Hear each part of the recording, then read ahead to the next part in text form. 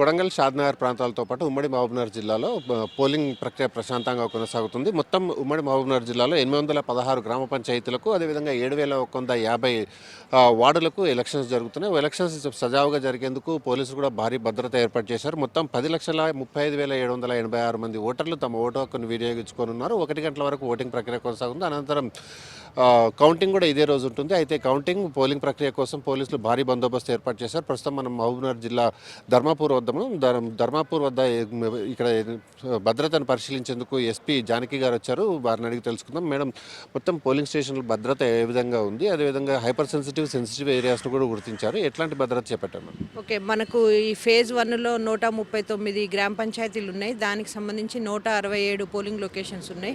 1,188 polling stations ఉన్నాయి ఆ లొకేషన్స్లో. దాంట్లో మనకు 29 విలేజెస్ మనం క్రిటికల్గా తీసుకోవడం జరిగింది. ప్లస్ 35 పోలింగ్ లొకేషన్స్ ఉన్నాయి. దాంట్లో 296 వచ్చేసి మనకు పోలింగ్ స్టేషన్స్ ఉన్నాయి. ప్రతి పోలింగ్ లొకేషన్లో నెంబర్ ఆఫ్ పోలింగ్ స్టేషన్స్ని బట్టి మనం బందోబస్తు ఇవ్వడం జరిగింది.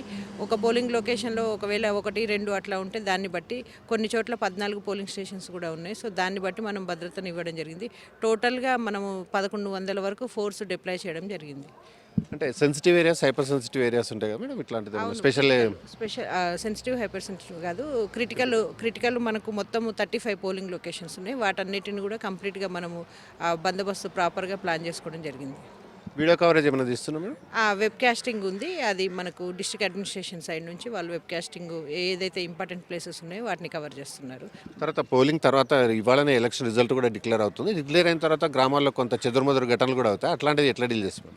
మనము ఇప్పుడు 1 ఎలక్షన్ అయిన తర్వాత మనకు 2 నుంచి మనకు కౌంటింగ్ స్టార్ట్ అవుతుంది. కౌంటింగ్ తర్వాత రిజల్ట్ డిక్లరేషన్ తర్వాత కూడా మనము విలేజెస్లో ఫోర్స్ కంటిన్యూగా ఉండేలాగా ప్లాన్ చేసుకోవడం జరిగింది.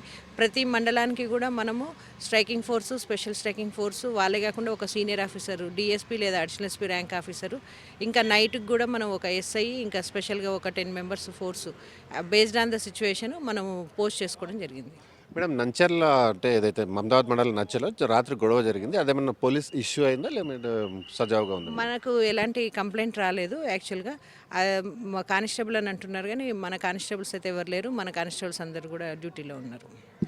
ఖచ్చితంగా ఉమ్మడి మహబూబ్నగర్ జిల్లాలోని, అంటే ప్రత్యేకంగా మహబూబ్నగర్ జిల్లాలో ఎట్లాంటి అవాంఛనీయ ఘటనలు చోటు చేసుకున్నా భారీ భద్రత ఏర్పాటు చేశాం. అదేవిధంగా సాయంత్రం వరకు కూడా పోలీసులు ఏదైతే ప్రతి సెంటర్ లొకేషన్లో కూడా భారీ భద్రత ఏర్పాటు చేసి ఎలాంటి అవాంఛనీయ ఘటనలు చోటు చేసుకుండా ఏర్పాటు చేశామని ఎస్పీ చెప్తున్నారు. విడిజల్ సంతోష్తో బసవరాజ్, ఏబిఎన్ ఆంధ్రజ్యోతి, మహబూబ్నగర్.